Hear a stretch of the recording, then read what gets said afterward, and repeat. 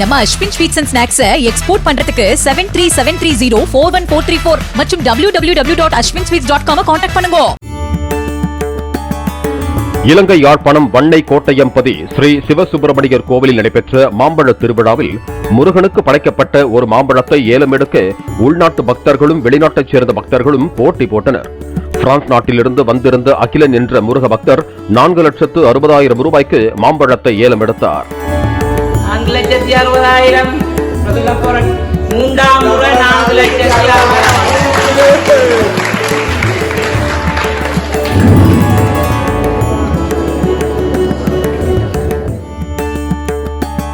நம்ம Ashwin sweets and snacks export பண்றதுக்கு 7373041434 மற்றும் www.ashwinsweets.com கான்டாக்ட் பண்ணுங்க.